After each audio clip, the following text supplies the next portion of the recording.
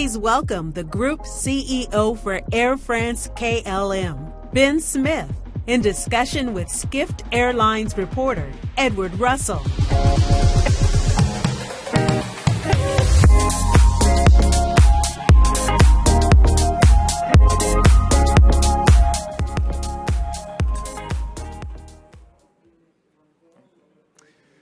Hey, Ben.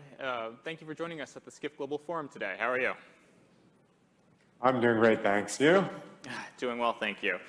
We're sorry that you couldn't make it to New York for this. It does seem like in a few weeks you could have made it with the news that the U.S. is easing travel restrictions.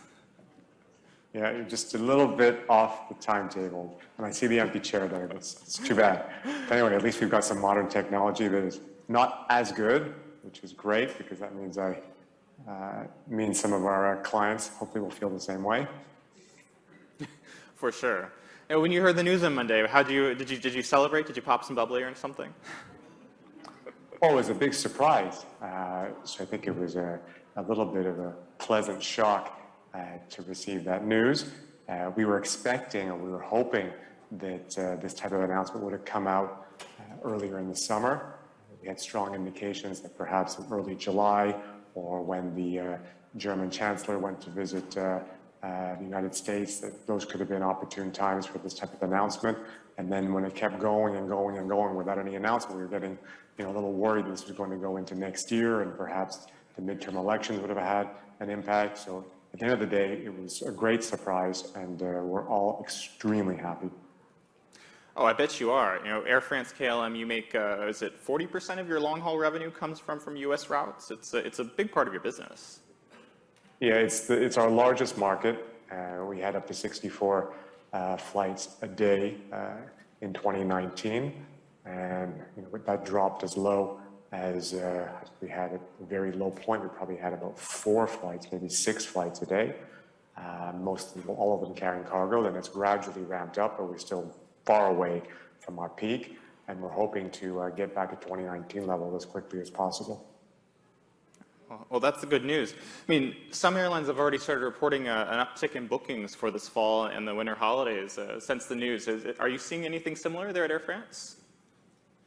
Yeah, I think like all carriers, when borders open and the restrictions for entry or for departing the country do ease, you do see an uptick very quickly. We saw that in Europe this summer.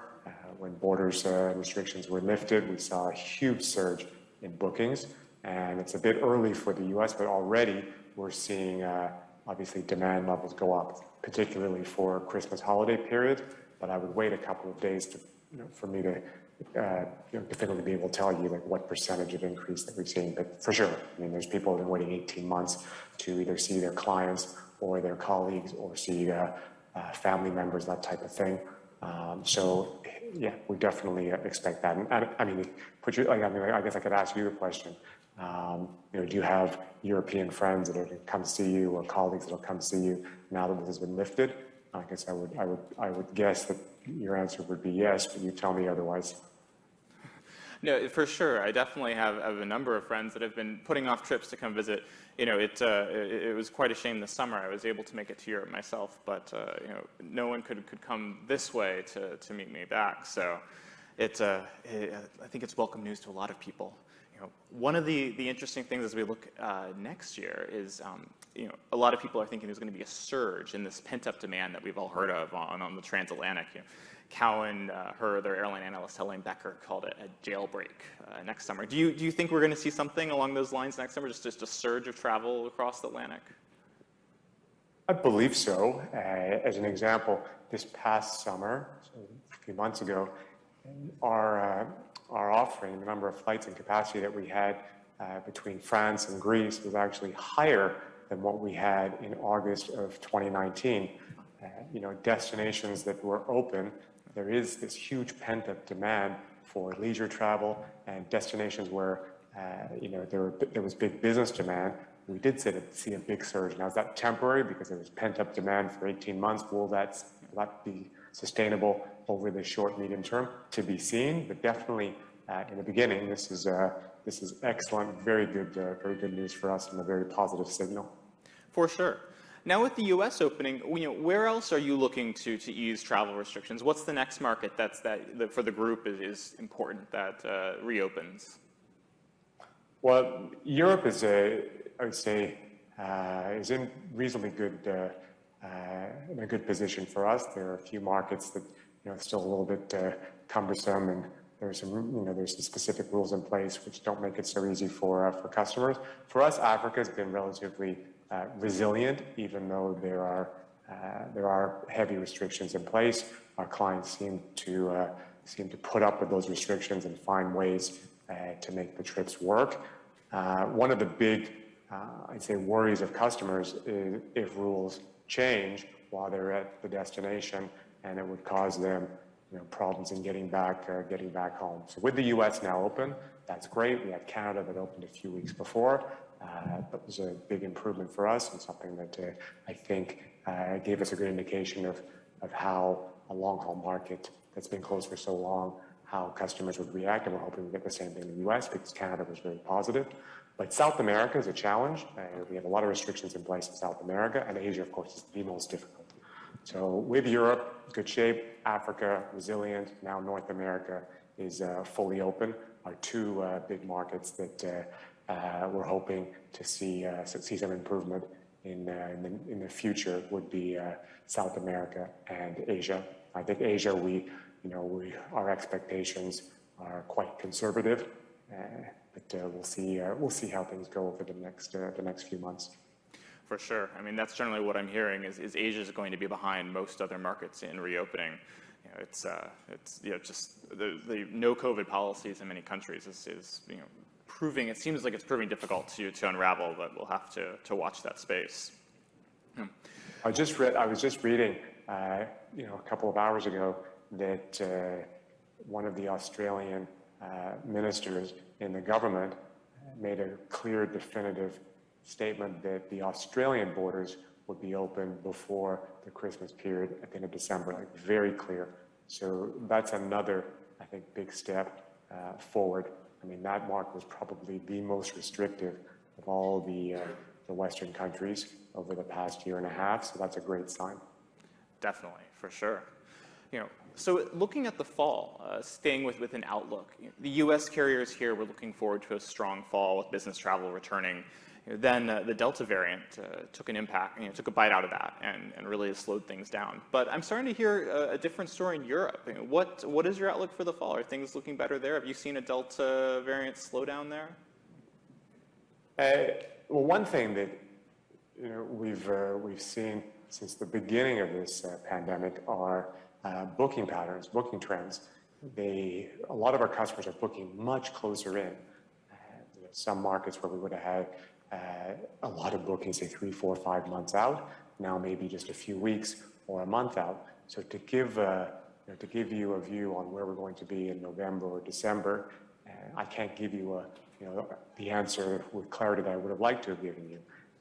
We do expect in some markets for there to be a reduction of what we had in the summer because a big portion of our customers were flying for leisure purposes in the summer. And then obviously the U.S. will see a big increase, that's obvious. But business traffic, it's a bit early to see what levels that'll be at. I mean, we are definitely not expecting levels to be at 2019 for Q4. However, we are expecting them to be better than 2020. So, where will the numbers come in between that? I certainly hope they're better than 2020 with all the progress on vaccines and stuff.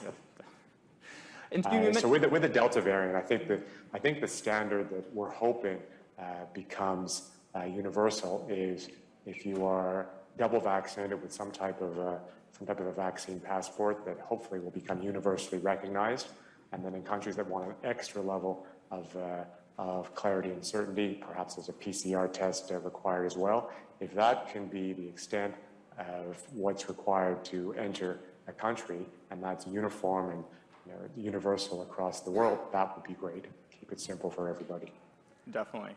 So you mentioned vaccines. It's been a popular thing in the media right now to talk about vaccine mandates for companies and even to some degree travelers. What is your view about vaccine mandates for flying, for travel, for your crews? Well, I think the where we've seen these mandates come in, look, nobody likes to be mandated to do anything, but these vaccines have proven to obviously offer a lot of protection, a significant amount of protection to this virus, and it's only protection to yourself, but also to people around you. And if you're flying in an enclosed area, despite the fantastic air circulation flows we have in the airplane, I think it gives a lot of people comfort if you've been tested or not tested, but if you have proof of vaccine and you're getting on, it's probably going to be then one of the most safest areas, enclosed areas to be located in. So, our position on mandates, look, it's a controversial one. We don't, I don't think we come out with a unique position in the countries in which we have significant operations, so the Netherlands and in France. We see that in certain countries, some companies, some other airlines have mandated it, but it's not something we're doing at either KLM or at Air France at this moment. Definitely. Now, this is a question that's bugged me as we've been hearing about all these mandates. Do you think there will be any business impact between mandating or not mandating a vaccine for crews? Do you think travelers really care in the end whether there's a mandate in place? I think where we sit today is customers, from what I see and what I hear, is the vaccine passport, if it can be recognized as a universal proof that you are either free of the virus or you have a lot of protection, but that gives a lot of people comfort. The fact that you wear a mask on board is an extra level of protection. So the combination of a vaccine and a mask, I think, is great. Or if you've had the virus in the past. But from a mandate perspective, I think people are much more comfortable if the majority, if not all of the people on board have been vaccinated. I mean, that's normal. Definitely. No, it's definitely nice to know when people are vaccinated in the room that you're in. Shifting gears a bit, you kicked off a massive transformation plan for Air France-KLM in 2019. The goal is to streamline operations, the fleet, boost revenues, really a plan for the group going forward. The pandemic, of course, changed that. And I'm curious, how does that plan stand with all of the pandemic changes that have come? I mean, what are you able to do that you weren't able to do before? Well, look, we came up with a comprehensive transformation plan that we presented to financial analysts and our shareholders at the end of 2019. So the bulk of that plan still is our base for the future. What it called for was a refinement of the KLM model, which works extremely well, and that is flowing a big portion of our customers over Amsterdam. So those people flying on the KLM, a disproportionate number of those people are connecting, and KLM and Schiphol were pioneers in international transit business. That model works very well, so that we're going to optimize that. On the Air France side, a lot of complexity. The Air France financial results in the years precedent to 2019 were not great. So this is obviously not sustainable. Fleet was a big part of the reasons. So simplifying the fleet was high on the list. We had a domestic operation which was losing an enormous amount of money. Big reason behind that was the introduction of the high-speed rail system, high-speed rail network in France over the last 40 years. That's basically the number one competitor that Air France has had in that market. And then not always the best balance between connection and local customers flying into and out of Paris. And with such a huge market to and from France, France is the largest inbound market in the world, travel market in the world. And Air France has an opportunity to capture a larger portion of that home market. And in most cases, customers who are connecting over a hub are lower yielding than those who are originating or destined to that city. So we were on the path to better balancing that out with the right type of aircraft, cleaning up our domestic network. And one of the key components of improving the Air France performance was an expansion of our low-cost carrier called Transavia. And prior to the crisis, we had a limit on the number of airplanes that could be flown at Transavia. We negotiated with the Air France pilots to have that limit removed, and then we also were able to negotiate a new contract where Transavia could be used on domestic France. So those are two big wins that release and provide, release some restrictions that were very, very onerous and provide a new tool for Air France to turn around the domestic operation. So what Air France is reduce the number of aircraft types, significantly improve the performance on the domestic markets, balance out the flows between origin and destination and connections. And I say the last point is leverage both brands. So the KLM brand is solid. It's 100 years old. We're 101 years old now at KLM. Make sure the KLM brand does evolve to stay relevant in all of our key markets. On the Air France side, the Air France brand is unique. The Paris market is unique. We still have a world-renowned La Première first-class product on Air France, which trickles down into the rest of the product offering, and how to ensure that this unique French offering can be leveraged to differentiate the Air France product from others, and that, I believe, can be done. For sure. It's a massive program that you undertook, and I'm sure that the pandemic has at least helped you take some costs out of the business.